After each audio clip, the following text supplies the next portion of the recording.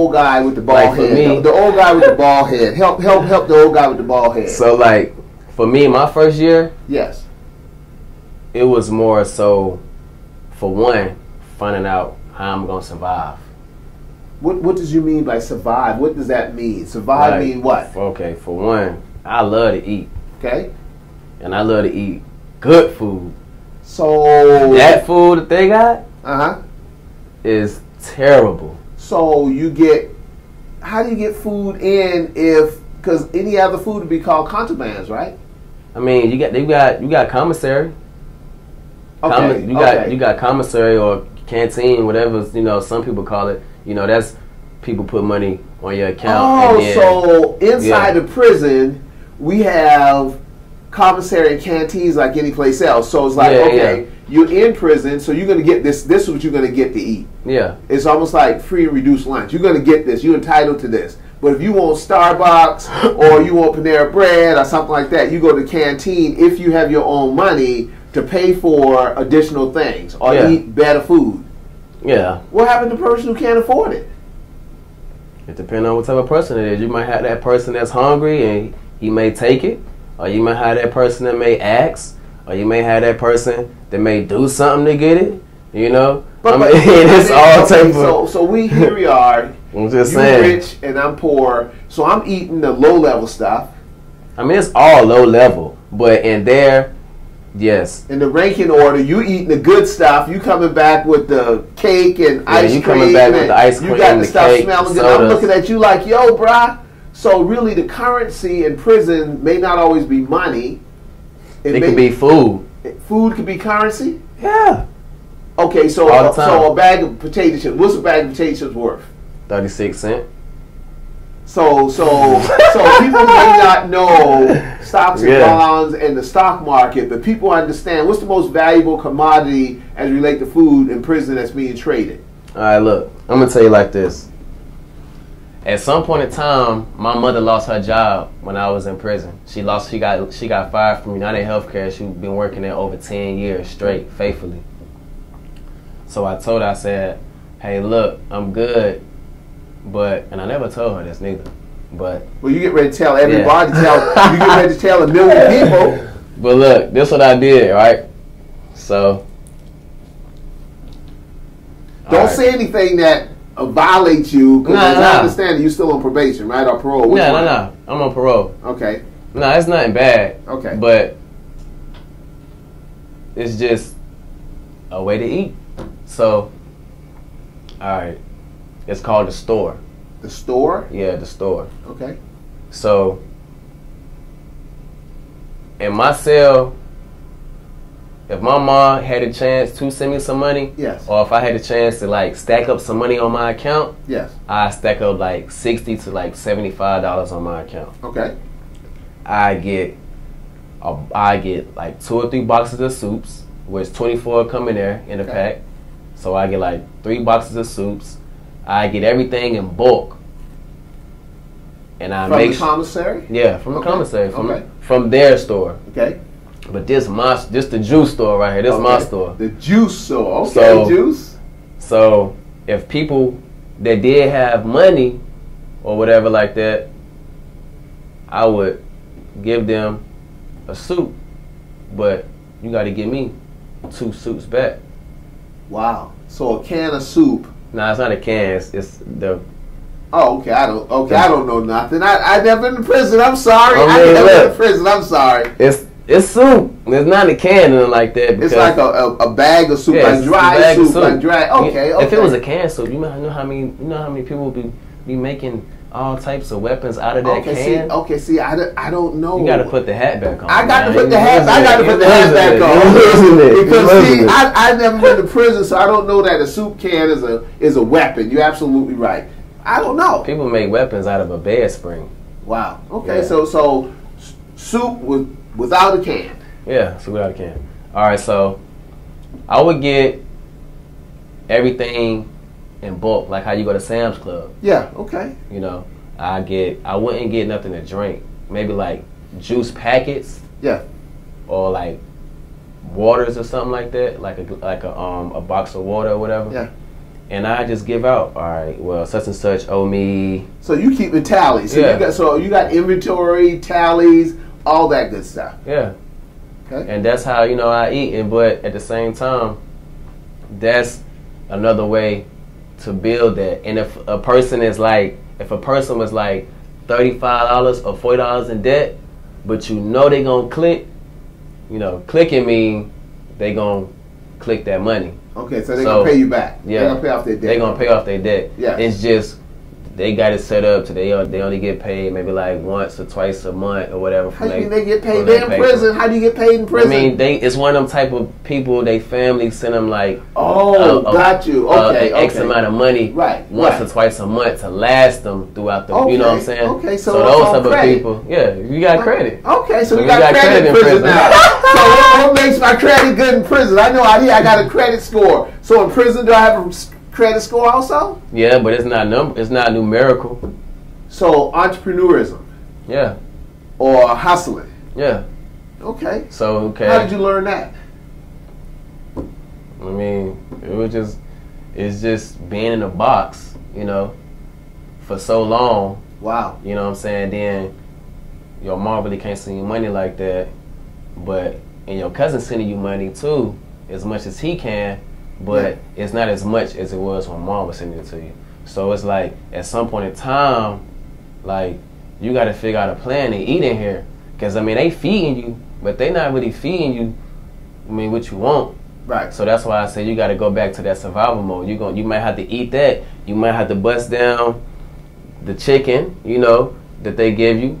You may get that like once a month. You get baked chicken like once a month, and you might not even get that. So you might have to use the normal thing they usually get, because on TV we see beans and slop. Man. I know that's the main thing. We always get beans. Beans. We always get these fake burgers that got these little red specks in it. Okay. We get these counterfeit mashed potatoes. Okay. And but somebody would say you're in prison. You better be happy for anything you can get. Yeah. You got to. You have to work with it. You have to work with it, because if not, you're gonna starve. Okay, so how does one? So you survived the store in the store. You made me put my hat back on because I don't understand. Now you're a year from getting out. How do you protect your mental, your mind that I want to get out?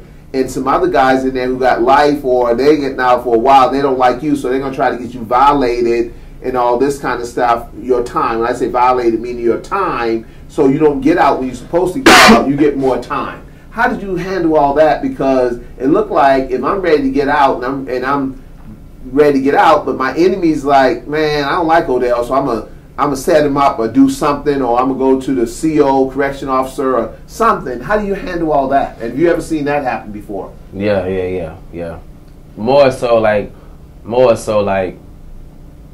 on the gang side, they may have somebody that may be fresh into a gang, and then like they about to go home. I know this one dude, he had me call his mom to let him know when he was what prison that he possibly would be going to when he was going to be released from home. Wow. And like within like matter of fact, I was on lockup then. Like within like 4 or 5 hours. What's lockup? Lockup is solitary confinement. Yeah. So you went from store owner to solitary confinement to everything. Mm-hmm. And I was on. So he wanted me to call his mom. I called his mom. Within like 30 minutes, he was getting sent to the hole. Why? He assaulted an officer. Why did he assault the officer? His big homie told him to do it. Oh, that's what you say. When you gang affiliated, the big homie is the guy in charge, or the girl in charge. So they says, okay, Odell, to be in this gang, I know you're going home in 2 weeks, but I want you to go and assault this officer for me. But my big homie, the gang affiliate, know that that's going to give me about another 6 months in prison. Yeah. It's a year now. But why would my big homie want me to have another year if he's looking out for me? You got guys who's lonely, man. Guys who's lonely? So what? I get a whole nother year in prison because he don't want me to leave? That's how it goes. This ain't buddy. Come on, this ain't no hobby. I'm trying to get my freedom back. I know. That's how I go though. It's tough. So like. But how if I tell him no? I want to go home and see my people. That's the thing. Like, that's what I'm about to get into. Like, for the people, I done had a lot of people try to steer me in this direction right here. They want me to be gang. They want me to sell drugs. They want me to wash their back in the shower. You know, they want me to do gang affiliate things. Wash their back or wash their back? Like watch, like. Okay, like, you watching like in the shower, you sitting there like a security guard. Yeah, because okay. any time people get stabbed in the shower at any point in time. It's not no going to the bathroom, locking the door, sliding the shower. No, it's not nothing like that. It's wide open, so the shower is one of the most vulnerable places. Yeah. Okay, now you selling drugs in prison. You in prison. Nobody don't sell drugs in prison. How you get drugs in prison? What? There's so many. I'm gonna tell you one thing. Tell the people before I get into that right there, I knew it was real when I seen a dude. He made a syringe out of a chicken bone. A syringe out of a chicken bone? Yeah. Like a syringe to shoot a needle? Up. Yeah. That's how I knew. I was like, okay, if you put somebody in a box for too long, whatever they habit or whatever they're addicted to, they gonna find a way to get it. Oh man, so I get it now. They gonna find a way. So you're saying, hey, if I put you in a box, if I lock you up long enough, yeah, I'm gonna sit there out of desperation or out of ingenuity, I'm gonna find a way to turn a chicken bone into a syringe so I can get my drugs and shoot my drugs up in a chicken bone. Yeah. I have never heard that before, and if it wasn't you, I would say you lying. But I know you don't lie like for real. So like, is it desperation? Yeah. It's desperate. But how do people get drugs in there? It's so many ways. I mean, you got mules. Okay. I think mules are people who swallow it and then it comes out the other end and they do this, or someone who put drugs up their rectum and all this kind of stuff, or maybe guests come in. And that's like, I mean, I'm not gonna get like super into like super detail about like, okay, well, he do this and he do that. Right. But that's it. That's the answer to everything, a mule. You got somebody plugged in on the outside to bring it in on the inside, whether they work there or whether you got somebody that live closer to prison that can throw it over the fence. I mean, the whole world knows. I mean, it's not just falling out, you know, from the ceiling in the doggone cell, you know what I'm saying? But like, it's just, and I'm not speaking like in a negative way about what people do in prison, because that's how they survive. Right. That's how they survive. And you got people in there that's in there for 90-something years. Like, really? You know what I'm saying? Living day for day, and they just waiting for them to just be deceased. You know what I'm saying? But like, it's just it's an experience. And going through those things, the reason why I like to share things like that, because if you see me, I've never lost a tooth. Never got no crazy scar on my face. Never got beat up, jumped, you know what I'm saying? Never got stabbed. I've had some encounters to where I had to get in a situation, you know, but I've never been crazy injured, you know, nothing like that. But think about it though. You came out of prison with a dream and a vision. Tell the audience about your dream and vision, and now you hosting your own TV show, podcast. I mean, come on, how long you been out? You still on probation? Yeah, I know. You hosting your own show, talk about, you know, I actually been doing the walls. Yeah, I actually been doing good. I actually really been doing I've been doing my thing, and like I say, the show is looking beyond the walls. So whatever you see beyond those walls, if you can see it, you can achieve it at any point in time. You definitely got to be patient. Definitely got to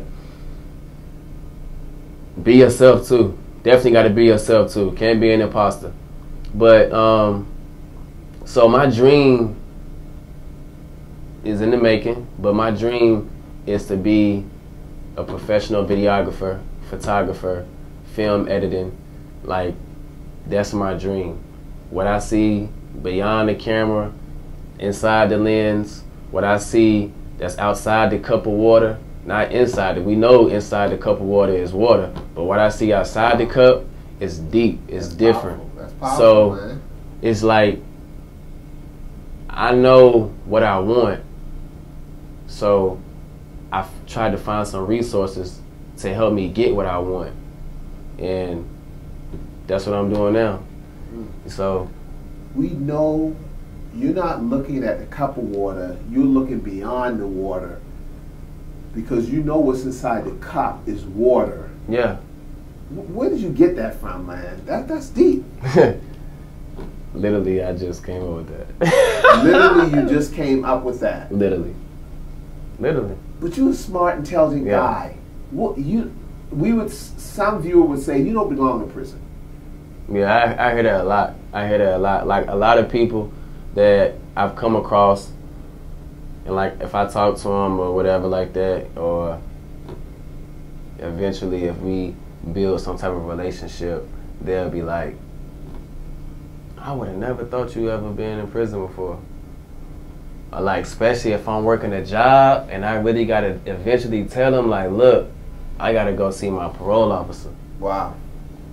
You know, Does so that I may cause be you to a little lose late. jobs? When you tell somebody you have to go see your PO officer, that make you lose jobs that way? Because you're trying to, obviously you're trying to live right, you're trying to do right, you're not selling drugs, you're not robbing nobody, you're not doing anything. How hard is the second chance? When you start talking about Second Chance Act and start talking about reentry to what? Society reentry, you getting out. How prepared to be out were you when you got out? Oh, I was super prepared. I was like super prepared. One of my really great friends that I was incarcerated with this whole time, Ronnie Lee Ford. Unfortunately, he's still incarcerated, but he dropped a lot of jewels on me while I was incarcerated about life, like a lot.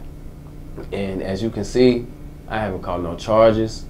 I haven't went down the wrong path. I got my own LLCs to my own production company. You know, I've been finishing the course with you, Odell, with, you know, the production and all that stuff and business and everything. So, like, I put a plan together. I put it here, but I put it on black and white too.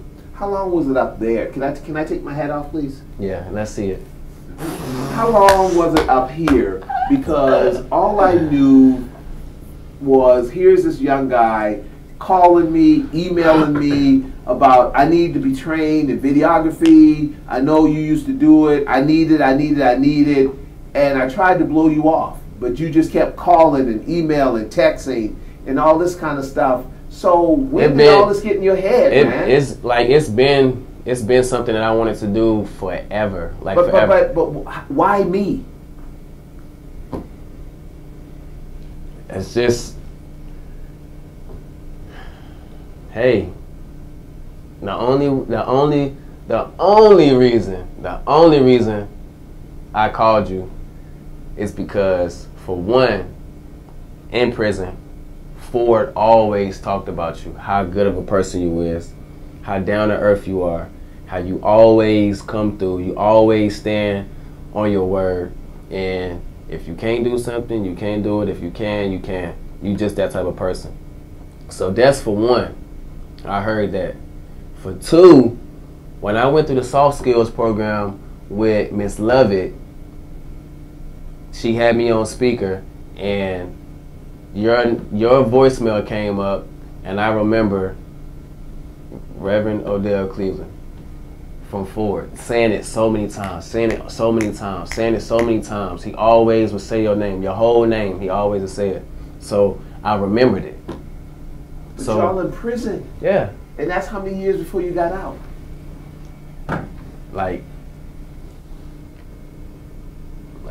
maybe like 20-something months, maybe. So for 20-something months, you're saying when I get out of prison, I'm going to look up Odell Cleveland and he's going to help me. Mm-hmm. And I didn't even know you existed, man. Yeah. I didn't know you was existing until he said something. Until he showed me his production company. Yeah. And what he got off his production company of what you and Jeff helped him and showed him. Yeah. Yeah. And how you know we didn't? How didn't you know that we wasn't gonna tell you just go jump in the lake? Because you just didn't. You didn't. You didn't. You was the one setting up the courses and the classes, and yeah, I may have been the only one. Yeah. Or whatever. Yeah. But you I'm know? just saying though, in my life, I'm 59 years old. How old are you? I'm 25 now. Okay, you're 25. I always think I'm 25. I've had people who promised me things in life and disappointed me. I've promised people things and disappointed them. But I'm just saying, I was glad that I didn't know who you are. I didn't know where you came from. But just something about you was special. Yeah. And now since I got to know you and now you have your own company, now you're starting off the podcast, and I mean, who does that? A person that wants it. But you were the same person before you went to prison, but you were going about it the wrong way or That's a different way, it's or the what? path. It's the path. You have to redirect your focus, if that makes sense. You know what I'm saying? Like, some people focus in there is when I get out, I'm gonna rob the plug. I'm gonna rob. What's the plug? I'm sorry. What's the plug? Look, I'm gonna have to write you urban slang urban dictionary slang for prison for folk for urban preachers who slang never went dictionary. to prison.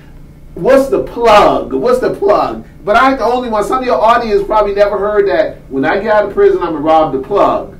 What's the plug? The bank or what?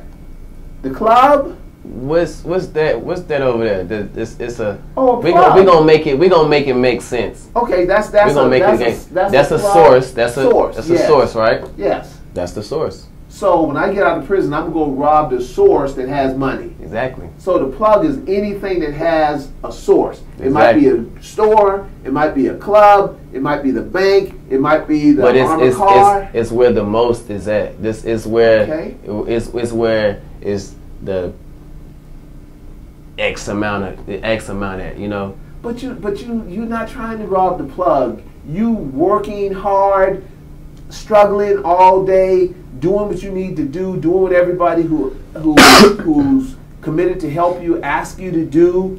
I mean, you just deal with, and now you come up with this thing. I want to have my own show. Yeah, you gotta just be patient. You just gotta go about things the different way. Everybody, like you say, everybody has a hustle in them.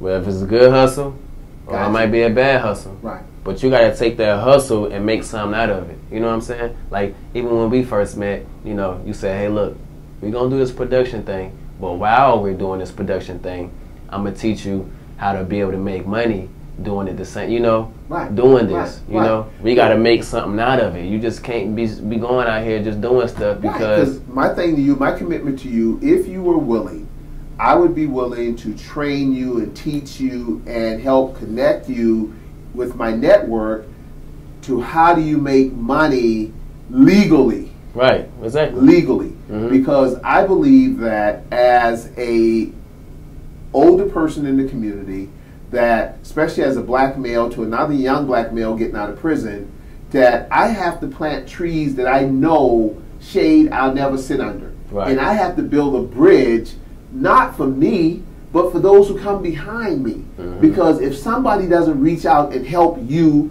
and other young people who made a mistake when they were younger, and now you said, I'm trying to do it right, if nobody don't help and you can't get it right, then I believe the chances of you doing the wrong thing or making the wrong decision are much greater than if you know people behind you, cheerleaders, and all this kind of good stuff, especially, and I didn't know this, for 2 years, you and Mr. Ford is saying Odell Cleveland, Odell Cleveland, Odell Cleveland, and now Odell Cleveland was able to come through. Well, Odell Cleveland didn't disappoint you. Right. But this is the thing about disappointment. What I've learned, because I've been disappointed about just the smallest things, even when I want a job. Like, You know, I wanted to work at Fleming Steakhouse super bad because my girlfriend, she took me for my birthday there and I had a great experience, and I know they make great money. But I expected them to hire me. You know what I'm saying? My expectations was, it's a good mindset to have, you know, encourage yourself and be confident. But when you're just focused on this one thing to happen and it doesn't happen, you're disappointed. Wow. You know? Wow. So in today's wrap up your show, in today's show we talked about going in. Mm-hmm. I learned a bunch of new You got new words now. You got some new words now. I don't know what I'm using though, because I hope I don't plan to go to prison to use the plug and the this and the that and everything else. But I really appreciate you giving your audience a behind the scene look, because a lot of times our loved ones go in prison because they say the majority, or a large percentage of prison populations are African American males. Mm-hmm. So I'm an African American male, so I say the majority of people look like me, or if not the majority, a good amount of people look like me. But people like yourself who are intelligent, who has the entrepreneurial skill set. So in my mind, if I could put something else in your hand, you know, instead of a gun or a weapon or instead of drugs, right. It's almost like the Bible said, "What's in your hand, Moses?" Moses said, "I got a staff. What's in your hand?" So if we can put what's in your hand, sir, and you said I have technology in my hand, I have cameras in my hand, I have videography in my hand. Then I said, what's in your mind? And you said, I got visions like crazy. And I said, what's in your heart? And you like, goodness. Yeah. I got goodness in my heart. Why wouldn't people give you a chance? Yeah.